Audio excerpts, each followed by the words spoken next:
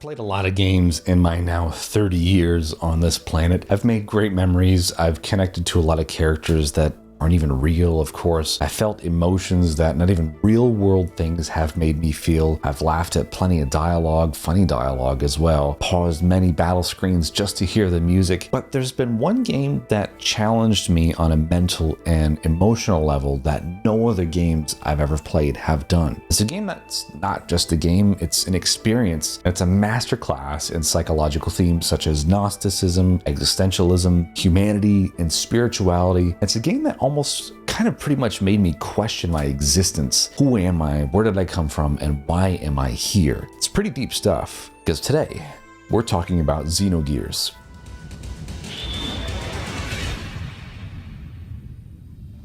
Released in 1998, Xenogears is a turn-based JRPG conceptualized by Tetsuya Takahashi, developed by Squaresoft, and released in 1998 for the Sony PlayStation. Xenogears follows Fei Fong Wong, a amnesiac living in the village of Lahan, who was brought there by a masked man a few years before. His peaceful life is disrupted when a mysterious group of gears attack the village. When Fei and his mentor and doctor friend Saiton quickly return to the village, Fei promptly gets inside a gear in an attempt to fend off the invaders. In the ensuing chaos, and after seeing his friend get shot, something awakens in Fei, and before he knows it, the town is engulfed in a bright light with only a few people to remain. Fei is then exiled by the remaining villagers and thus begins his journey. As Fei's memories resurface, he discovers his connection to an ancient civilization, a struggle for ultimate power, and a plot to control the world's destiny. It's one hell of a start to a game, I can tell you that, and it really gives you just enough of a taste to want to continue, making you really start to ask questions from the get-go. Xenogears features a deep and complex narrative with elements of science fiction, philosophy, and psychology, including memorable characters such as Ellie Van Houten, a Gebler officer, Saiton, a local doctor and mentor that closely follows Fei, Bart, heir to the Fatima throne, and Billy, a pacifist priest, just to name a few of the characters. Now, I'm not going to totally blow open the story of Xenogears. I kind of want to remain spoiler-free and encourage some newcomers to this game, or people who have never heard about it, to check out Xenogears, of course, after watching this video. And for those who have played Xenogears through and through, just kind of want to nudge you in the direction of how awesome this game is. I'm sure if you finished it like I have, man, what a nostalgic trip this video is for me even to be making it. But we are going to cover some deeper story stuff here later in the video, so hang tight. In typical Squaresoft fashion, Xenogears combines traditional turn-based combat with elements of combo attacks and resource management. Battle in Xenogears is a variant of the active time battle system found in games such as Chrono Trigger and the Final Fantasy series. Each character in your party has a set number of action points, or AP, that determine how many actions they can take in a single turn. Characters start with a low amount of AP and of course gain more as they level up, meaning more actions per turn the higher your AP is. At the heart of it is the concept of combo attacks. These combos, or death blows as they're known in the game, are executed by inputting button commands during the character's turn. Each button press corresponds to a different attack. Players can create their own combos by strategically choosing which attacks to use, and combos can become more powerful as you progress through the game, again, enhanced by each character's AP. Battles are not limited to characters on foot, however. Many of the most memorable and challenging encounters in Xenogears involve battles between gears, in which characters pilot giant mechs, of course. Gears are powered by fuel, and each action in battle consumes fuel. Players need to manage their fuel wisely, as running out can leave your character unable to use any attacks or even render them defenseless. It works similarly to the AP system in which your characters use outside of gear battles, so there's no additional learning curve here really. In addition to the turn-based combat that's in Xenogears, there's a part in the game called the Battle Arena. It's a really brief part of the game. Here you pilot your gear, and the battle system is more like a traditional arcade fighter than a turn-based game that you're used to. It's really cool, and I wish there was a lot more of this throughout the game. At the time it was released, Xenogears was a pretty decent looking game, and honestly I think still holds up pretty well. I mean, there's lots of fan remasters or 4K remasters. The footage that you're seeing in this video is actually a 4K upscale that's done by a fan, which I'll leave the link down below in the description. But a lot of people online have actually complained about the look of this game. I mean, to be fair, I get it because there are better looking titles on the PlayStation 1, but what do you expect? PlayStation 1 was kind of a a blocky polygonal mess in some regards, and some games on the system haven't necessarily aged well, but I still think Xenogears holds up pretty okay. Xenogears primarily features 2D sprite-based characters and enemy designs. The character sprites are detailed and expressive, reflecting the anime-inspired art style of the game. While characters and enemies are represented as 2D sprites, the game's environments are presented in 3D. These environments we would now associate with looking like a classic PS1 game with your typical polygonal vibe. The 3D environments are also richly detailed for the PS1, featuring a mix of futuristic and steampunk aesthetics, creating a vivid and immersive world.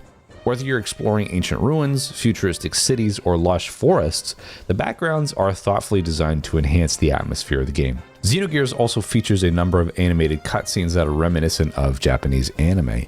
These cutscenes are well animated and serve to enhance the game's complex and philosophical narrative.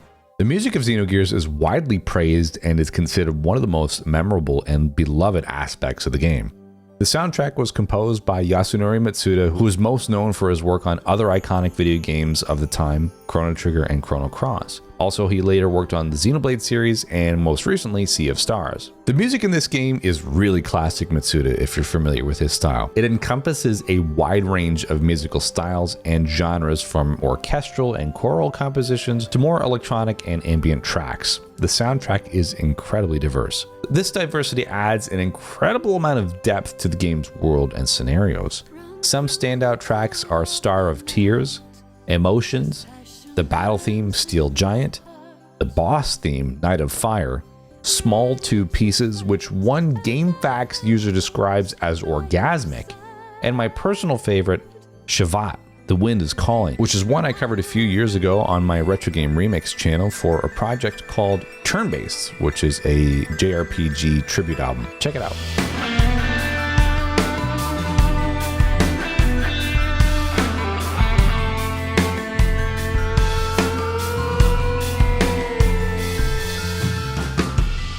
Yasunori Mitsuda's work on Xenogears is a testament to his skill as a composer, and the music adds an incredible amount of depth, emotion, and atmosphere to the game. And honestly, this soundtrack might just be his best piece of work. Though Chrono Trigger and Chrono Cross are better known, the music of Xenogears is super standout and honestly deeply underrated.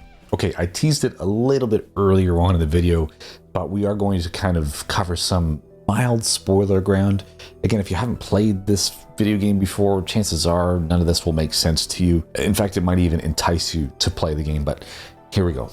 Xenogears has intricate storytelling, deep philosophical and psychological themes, and a thought-provoking narrative. The plot is super complex, and players are gradually immersed in a richly developed world with compelling characters and a multifaceted storyline with multiple twists along the way, including the revelation of hidden truths, betrayal, and a grand conflict that could reshape the fate of the world. All of this still blows me away now when thinking about it. Some of the main themes that are explored in Xenogears are personal identity and self-discovery. The main character, Faye, undergoes a journey of self-discovery, grappling with questions about his true self and his place in the world. Jungian psychology, drawn heavily from the ideas of Carl Jung, a Swiss psychiatrist and psychoanalyst. The concept of gear is symbolic of the mechanical aspects of the human psyche, while the human characters represent the organic and psychological aspects. The game explores the integration and balance of these elements. Religious and spiritual themes, including the Church of Solaris and the Ethos religion, featured in Xenogears. These are used to examine the power dynamics and the deception of religious institutions and the role of faith in people's lives. There's a really great moment where some of the characters in this game come to realize the faith that they practiced was all a facade, one of the more incredible turning points of this game. Existentialist themes such as the search of meaning in a seemingly indifferent universe and the freedom to make choices are explored through various character struggles and the overall narrative. Technology and humanity, delving into the consequences of advanced technology and the potential for it to shape or distort human existence. The tension between organic and mechanical is a recurring theme in Xenogears. And lastly, elements of Gnostic philosophy, with the game's narrative featuring demiurges, higher beings, and the search for hidden knowledge. Now, I wasn't kidding when I said that this game was deep. It is a mental roller coaster that some would say is unfortunately derailed by the second disc. Allow me to explain. The second disc of Xenogears is notably shorter in terms of gameplay and content compared to the first disc. This discrepancy is primarily due to development constraints, budget limitations, and time pressures that the development team had faced during the game's production. During the development of Xenogears, the game's director Tetsuya Takahashi and his team encountered numerous challenges. The first disc of the game is more extensive and includes the majority of the game's narrative, world building, character development, and gameplay. It's on this disc that the player experiences the game's primary storyline and explores the world. As the game neared its deadline, the team was faced with the dilemma of completing the game with available resources. To ensure the release of Xenogears within a reasonable time frame, the team made the decision to condense and truncate some of the game's later content, resulting in a shorter second disc. The second disc primarily consists of a series of narrated cutscenes and dialogues, which serve to convey the remainder of the game's story. In terms of gameplay, there's only a handful of dungeons and areas that you're actually able to explore too. This decision was met with mixed reaction from players. While some appreciated the game's complex narrative and philosophical themes, others were disappointed by the sudden shift in the gameplay dynamic and the lack of exploration in the later part of the game. The shorter second disc has become a notable aspect of Xenogears, and fans have long discussed the potential for the game to receive a more complete and extended treatment, either through a remake or a sequel.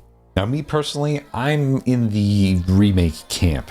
Of course, there's been a resurgence of HD 2D games over the last few years. I mean, look at the newest Square Enix title coming out here in a couple weeks, or it's already been out if you're watching this later on in the future.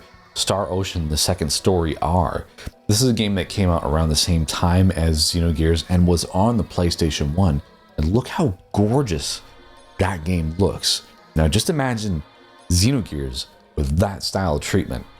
That would be amazing. Over the years, Xenogears director Tetsuya Takahashi would go on to form Monolith Soft and developed games like Xenosaga and the Xenoblade series, which are absolutely astounding. Xenogears walked so a series like Xenoblade can run, and there's loads of Easter eggs and throwbacks to Xenogears in Xenosaga in Xenoblade Chronicles. Does Xenogears fall short as the best JRPG of all time? Well, to be honest with you, even with its shortcomings, I still think it is one of the greatest games of all time. And I think the mythos of the game is kind of propelled even further or deeper or whatever because of its cult status. It's a game that's not available anywhere else. There are no modern ports of this game, and there are no signs of Xenogears coming to any main consoles. The only way that you're able to have the story elaborated a little bit more is through the Xenogears Perfect Works, which is only in Japanese. However, some clever fans out there have actually translated the entire thing in English, which I'll leave down below in the description in case you want to envelop yourself more in the world of Xenogears. But it is an amazing and incredible world, and the story is just absolutely fantastic. It's a mental and emotional roller coaster. It's psychologically deep. There's just so much more that I could say about this game. But if I did, I'd kind of be rambling on and on. So that's it for today. Please make sure to leave a thumbs up and subscribe if you haven't done so already. Leave a comment down below. Let me know your thoughts on Xenogears. If you've played this game, if you loved it or you didn't like it, you connected with some characters, you didn't connect with others, and maybe some of your fan theories as well if you're into some of those like I am, because I spent a lot of time reading into the story of the game long after I rolled the credits, and even now I'll revisit the Xenogears Reddit or read some fan theories online because I just love the world that they've set up in Xenogears. So anyway, thanks so much for watching. See you again on the next video. Take care.